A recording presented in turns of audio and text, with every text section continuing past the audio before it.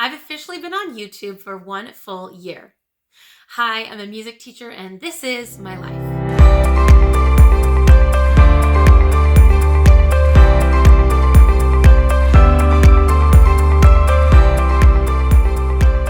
Welcome back to the channel, everyone, and welcome for those of you who might be new here.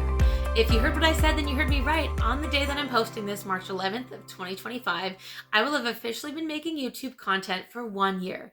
And so I thought it would be fun for my 1 year anniversary to share a few reflections about why I started this channel and some of the things that I've learned along the way, and finishing off with where I'd like to see this channel going in the future. But before we do that, you know the drill. Be sure to give this video a thumbs up, subscribe to the channel, and ring the notification bell so that you never miss another video. So let's take a look back all the way back to last year. My very first YouTube video was a less than 2-minute introduction video, Welcome to My Music Teacher Life, where I shared a little bit with all of you about what my life was like. And to give you a quick update, yes, I'm still teaching in the public sector in high schools, and yes, I'm still a junior choir music director at my church, and yes, I still teach private music lessons. But let's talk about why I first started this YouTube channel. The goal was really just to have a channel where I could educate people a little bit more about some of my experiences and what the realities are like as someone who is teaching music, but also who works in the public sector.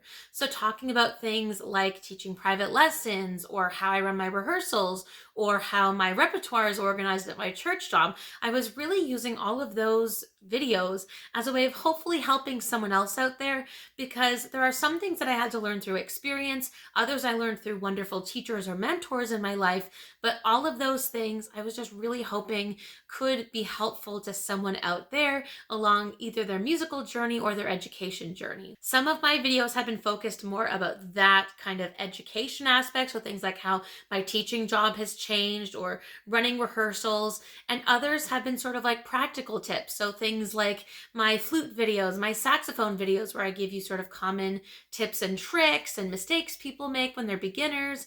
And I've also talked about how to get your voice back and things like that. But all of this to say, my goal was just to help all of you out there who might be a musician, wanting to learn something new, and wanting to offer my perspectives to some of those different topics. Before I started a YouTube channel, to be honest, I really was thinking about it for a while, but one of the biggest challenges I would say with starting a YouTube channel is figuring out, one, what you want to start with in terms of what your content's going to be about, because that's going to determine what your audience is. That's going to determine, how many viewers you have. The reality is that there are way more viewers in spaces like, skincare or finances or makeup or things like that. But I really wanted to stick with what I knew. I have a bachelor's degree in music education, a bachelor of education. I've been teaching in the public sector in schools for almost a decade now. So I just wanted to stick with what I knew, what I'm passionate about, in the hopes that it would be helpful to some of you out there. So let's be honest with some of the struggles. After a full year, I'll be honest, I don't have that many subscribers, but I'm so thankful to all of you who are here. On the day that I'm filming this, I have 45 subscribers. And my goal was to get to 1,000, and my goal is still to get to 1,000. So consider subscribing if you haven't already.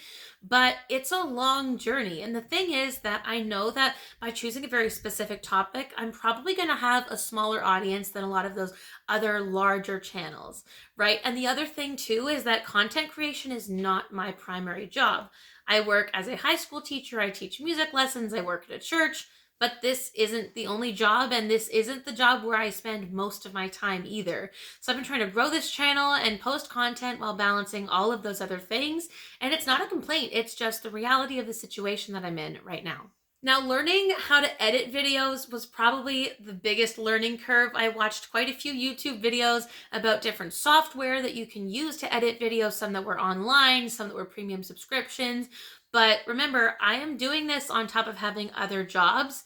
And so for me, I knew that the budget was kind of low, right? I'm editing all the videos myself as opposed to paying someone else. I'm using a free video software, and I'm just really grateful that I was able to find some free resources out there that allowed me to get the editing done, because I knew that that would probably be the hardest thing for me to do, both for thumbnails and for videos. Another challenge I've had when making YouTube videos is wondering what kinds of ideas do you want to see?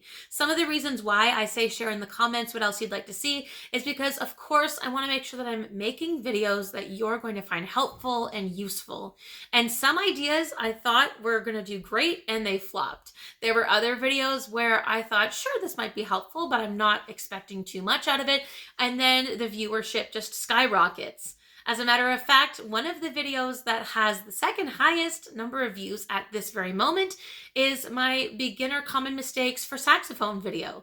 And I was kind of surprised at how many people watched that video because I'm not a saxophone player.